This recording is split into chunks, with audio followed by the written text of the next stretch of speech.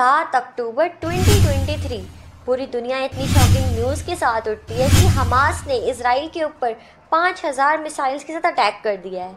अब इसके बाद इजराइल की गवर्नमेंट ने immediately state of war declare कर दिया। उनका कहना था कि अब तो आर पार की जंग होगी, जो होगा वो देखा जाएगा। अब यहाँ पर क्वेश्चन ये है कि हमास ने इजराइल के ऊपर अटैक क्यों किया और आखिर इंडिया का इस पूरे काम में स्टैंड क्या है। अब इसके बारे में इंटरनेट पर बहुत सारे वीडियोस और आर्टिकल पहले से ही उपलब्ध है, लेकिन ये सब कुछ बहुत ही ज़्यादा कंफ्यूजिंग है, समझ कुछ आता नहीं है और कंफ्यूजन बहुत सारी हो जाती है। इसलिए हम आपके लिए लेकर आए हैं एक बहुत ही सिंपलेस्ट और ईजी वे ये सब कुछ समझने के लिए, पूरा कन्फ्लिक्ट जानने के लिए। तो इजराइल और हमास के बीच में क्या चल रहा है, ये सब कुछ कहाँ से शुरू हुआ, ये सब कुछ हम आज आपको इस वीडियो में एक्सप्लेन करेंगे। देखो, इनके बीच की जो हिस्ट्री है ना, बहुत ही ज़्यादा मज़ेदार और इंटरेस्टिंग होने वाली है, बहुत मज़ा आने वाला है, तो वीडियो को मिस बिल्कुल भी मत करना। तो रीज़न ये है कि ज्यूज़, जो कि एक वर्ल्ड माइनॉरिटी है, उनका एक छोटा सा देश है इजराइल, जो कि बहुत ही ज़्यादा पावरफुल देश है, बहुत हाईटेक देश है। वहाँ पर हमेशा से ही ज्यूज़ लोग रहते थे। एक बार पास्ट में वहाँ पर अटैक हुआ, जिसकी वजह से जो ज्यूज़ थे वो यहाँ वहाँ पूरी दुनिया में फैल गए, यानी कि उन्हें अपनी धरती को छोड़कर वहाँ से जाना पड़ा हमेशा। अब उन्हें हमेशा यही दुख रहता था, मन में कहीं ना कहीं यही बात रहती थी कि उन्हें अपनी धरती यानी कि अपनी मातृभूमि वापस चाहिए, लेकिन उन्हें अभी तक कोई ऐसा रास्ता ही नहीं मिल रहा था कि वो कैसे अपनी धरती को वापस ले। उसके बाद टाइम आता है 1891 का। अब जो जूस का वो किंगडम था ना, जहाँ पर वो पहले रहा करते थे, उन लोगों पे यानी कि यहूदियों के उस राज्य पर अब अरब लोग रहा करते थे। अब उनके बाद में तो हमेशा यही बात चलती रहती थी उनके मन में कि हमें अपनी मातृभूमि वापस चाहिए, चाहे कुछ भी हो जाए, हमें हमारी धरती पर वापस जाना है, और इसी से रिलेटेड वो हमेशा बात किया करते थे। तो इसी बीच उन्होंने जियोनिज्म मूवमेंट स्टार्ट किया, जो कि उनकी कम्युनिटी के सारे लोगों को एक साथ इकट्ठा कर लाना चाहता था, ताकि ये लोग सारे के सारे एक साथ इकट्ठे हो, जो कि पूरी दुनिया में फैल चुके हैं, और इन लोगों का साथ में हेल्प करें। अब ये मूवमेंट साइड बाय साइड चल ही रहा था। तभी टाइम आ जाता है 1914 का, यानी कि फर्स्ट वर्ल्ड वॉर का, जो कि हो रही थी ब्रिटेन और जर्मनी के बीच में। उस टाइम पर जो ज्यूज़ का किंगडम था, वहाँ पर ऑटोमन एम्पायर का राज चल रहा था, जो कि 100% सपोर्ट कर रहे थे जर्मनी का। तभी यहाँ पर ब्रिटेन ने थोड़ा सा दिमाग लगाया और उन्होंने यहाँ पर ज्यूज़ से कहा, यानी कि यहूदियों से कहा कि तुम लोग इस वर्ल्ड वॉर में हमारा साथ दो, जिसके बाद हम तुम्हें अपनी धरती वापस दिलवाएंगे। और यहाँ पर जो ब्रिटेन था वो ज्यूज़ के सेंटिमेंट्स को इस्तेमाल करना चाहता था, क्योंकि उसे रशिया और अमेरिका दोनों का अच्छा सपोर्ट चाहिए था। ब्रिटेन ने सोचा कि अगर मुझे रशिया और अमेरिका दोनों का साथ चाहिए तो मुझे जियोनिज्म मूवमेंट का फ़ायदा उठाना चाहिए। उन्होंने सोचा कि अगर रशिया और अमेरिका में ज्यूज़ लोगों की पॉपुलेशन तो सबसे ज़्यादा है, अगर हमने ज्यूज़ लोगों को बहका लिया तो वो हमारा साथ देंगे, जिस वजह से ये दोनों बड़े देश भी हमारी पार्टी में आ जाएंगे, तो जीत तो हमारी पक्का ही हो जाएगी। और बस इसी बात का साथ देते हुए ब्रिटेन ने इस मूवमेंट का बहुत फ़ायदा उठाया और उस समय इस मूवमेंट को बहुत ही ज़्यादा उछाला।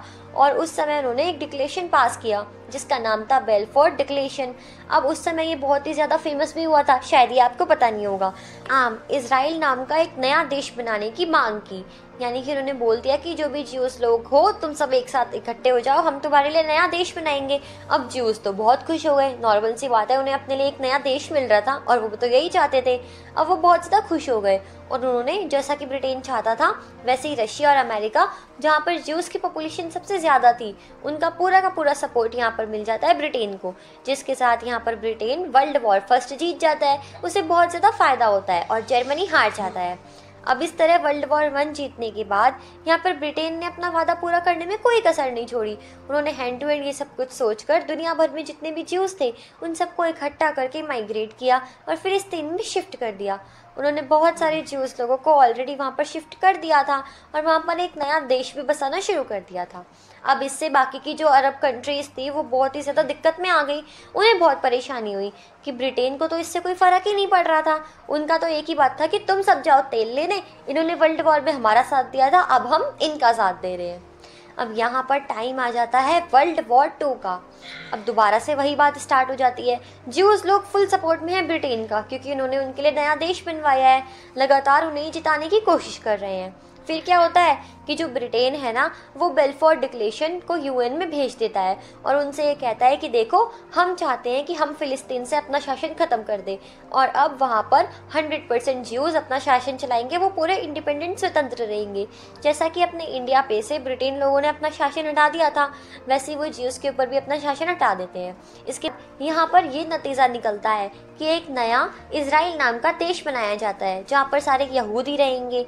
अब यहाँ पर यहूदी तो इजराइल में रह लेंगे, उनको नया देश मिल गया, और जो अरब लोग हैं वो अपने फिलिस्तीन में रहेंगे जहाँ, और जो जेरूसलम है उनकी पवित्र धरती है जो कि बहुत इंपॉर्टेंट जगह है उनके लिए, उसे यूएन खुद कंट्रोल करेगा। अब इस तरह यहाँ पर बंटवारा हो जाता है। अब आप कुछ फ़ोटोज़ देख लो, ये बंटवारे से पहले फ़िलिस्तीन की फ़ोटोज़ है और ये है बंटवारे के बाद फ़िलिस्तीन की फ़ोटो। अब इसके बाद प्रॉब्लम क्या हो जाती है कि जो अरब कंट्रीज़ है वो इस बंटवारे से बिल्कुल खुशी नहीं होती है, क्योंकि जो बंटवारा हुआ था वो ज्यूज़ के फेवर में था और वो नहीं चाहते थे कि यहूदियों को ज़्यादा ज़मीन मिले। मतलब यहाँ पर यहूदियों की पॉपुलेशन यानी कि जनसंख्या कम थी, वो जगह भी इजराइल में शामिल कर दी थी और इस बात को अरब लोग हजम नहीं कर पा रहे थे। उनके दिल पर ये बहुत ही ज़्यादा चुभ रही थी और बहुत ही ज़्यादा लग गई थी कि ऐसा कैसे हो सकता है, हमने इतने साल मेहनत करी इस ज़मीन को हड़पने के लिए और फिर भी सारा का सारा फ़ायदा अंत में इन यहूदियों यानी कि ज्यूज़ का हो रहा है।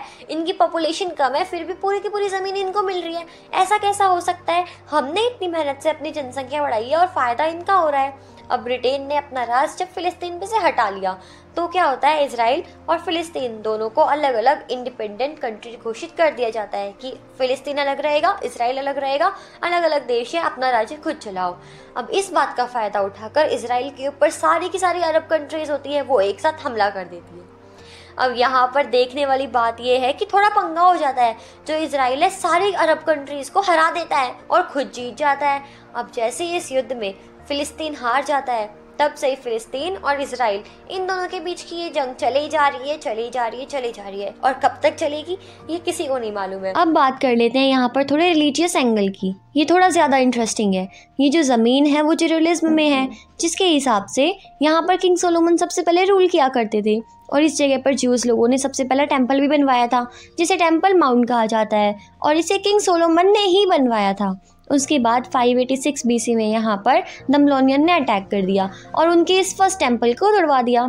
थोड़े साल बाद जब पर्शियन यहाँ वापस आए तो उन्होंने अपने मंदिर को दोबारा से रिकंस्ट्रक्ट करवाया और इस बार इसका नाम पड़ गया सेकंड टेम्पल, क्योंकि ये सेकंड बार बना था। लेकिन इनके ऊपर बार बार हमले होते जा रहे थे, जैसे कि पहले इंडिया के ऊपर बार बार हमले हो रहे थे। लेकिन यहाँ क्या था कि भारत के इंडियन लोग कभी भी इस जगह को पूरी तरह से खाली करके नहीं गए थे, लेकिन वहाँ जो ज्यूज़ थे अपनी मातृभूमि को छोड़कर चले जाते हैं यूरोप। अब वहाँ पर एक फैमिली में जीसस क्राइस्ट का जन्म होता है। अब उनका देखा जाए तो थे तो वो यहूदी यानी कि ज्यूज़, लेकिन वो क्रिश्चियनिटी को ज़्यादा माना करते थे। जैसे कि आप सेम एग्जांपल ले लो गौतम बुद्धा का, वो थे तो हिंदू लेकिन बुद्धिज्म को ज़्यादा फॉलो करते थे, ज़्यादा प्रमोट करते थे।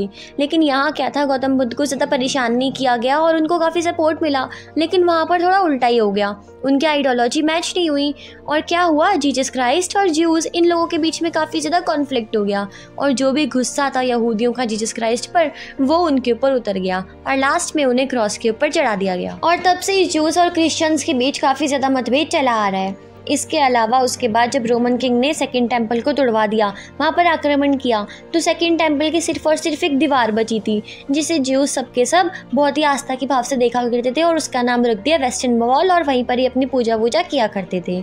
और जहाँ पर जीसस क्राइस्ट को टांगा था वो जगह उस जगह से 2 किलोमीटर दूर थी। वहाँ पर रोमन राजा ने एक बहुत ही बड़ी सी चर्च का निर्माण करवा दिया। लेकिन उसके बाद दोबारा टाइम चेंज होता है, 638 AD में उस राजा को अरब आर्मी हरा देती है और वहाँ पर जो जगह होती है जेरूसलम, वहाँ पर वो लोग अलग सा मस्जिद बनवा देते हैं और उसके साथ ही डोम ऑफ द रॉक भी बनवा देते हैं और वहीं पर ही वेस्टर्न वॉल भी होती है जहाँ पर ज्यूज़ लोग अपनी पूजा करते थे। वो लोग तो उसे टेम्पल माउंट बुलाते थे और जो मुस्लिम लोग थे वो उस जगह को हरम अर शरीफ बुलाते थे। अब कुल मिलाकर ये बहुत ही ज़्यादा इंपॉर्टेंट जगह बन जाती है क्रिश्चियन, ज्यूज़ और मुस्लिम तीनों के लिए। अब यहाँ पर मुस्लिम का कहना था कि उनके अल्लाह उड़ने वाले घोड़े पर बैठकर यहाँ आए थे और वो अपनी जगह को बिल्कुल नहीं छोड़ने वाले हैं। क्रिश्चियंस के जीसस क्राइस्ट को जहाँ पर टांगा गया था वो जगह तो 2 किलोमीटर दूर थी, तो इसलिए उनका तो शांति से निपटारा हो जाता है, उन्हें कोई प्रॉब्लम नहीं थी। और उसके बाद हम देखते हैं कि ओरिजिनली जो ज्यूज़ की जगह है वो उनकी स्टोरी में भी काफ़ी दम है, क्योंकि वो तो शुरू से ही वहाँ पर रहते हैं, तो उनके तो हटने का चांस ही नहीं है। और एक बार 1982 में एलन गॉडमैन ने डोम ऑफ द रॉक मॉस्को के अंदर जाकर मशीन गन से फायरिंग करना शुरू कर दिया, जिसमें 2 अरब मुस्लिम की जान चली गई और बहुत सारे लोग घायल हुए, जिसके बाद इनके बीच में बहुत ही दंगे होना शुरू हो गए। जब भी ज्यूज़ लोग वेस्टर्न वॉल के पास आकर अपनी प्रेयर किया करते थे तो अंदर से मुस्लिम पत्थर फेंका करते थे, और जब वो लोग अपनी नमाज अदा किया करते थे तो बाहर वो लोग जोर जोर से प्रेयर किया करते थे। और बस इसी तरह इन लोगों के बीच में मतभेद चला आ रहा था। लेकिन क्रिश्चियंस को कोई मतलब नहीं था, क्योंकि उनका चर्च तो 2 किलोमीटर दूर था, तो उन्हें तो इस मामले में आने की ज़रूरत ही नहीं है। अब यहाँ पर जो अरब मुस्लिम थे वो ज़्यादा पावरफुल थे, तो उन्होंने जूस लोगों के ऊपर काफ़ी सारे रिस्ट्रिक्शन लगा दिए, जैसे कि वो लोग वहाँ पर नहीं आ सकते हैं, और अगर आते हैं तो टूरिस्ट की तरह आएंगे, प्रेयर बिल्कुल नहीं कर सकते हैं। अब वहाँ पर इसी वजह से बहुत ज़्यादा दंगे होने शुरू लग गए, और अब वहाँ पर क्या चल रहा है ये तो आप सबके सामने है ही। और बस तभी से ही ज्यूज़ और मुस्लिम उन दोनों के बीच में वहाँ का कॉन्फ्लिक्ट चला आ रहा है। अब आप इस मामले में खुद भी रिसर्च करके देख सकते हैं, क्योंकि किसकी कही सुनी बातों पर विश्वास करना बहुत गलत होता है, और आजकल के ज़माने में तो आप सभी काफ़ी समझदार है, तो किसी की सुनी सुनाई बातों में क्यों आना, खुद ही रिसर्च करके देख लो।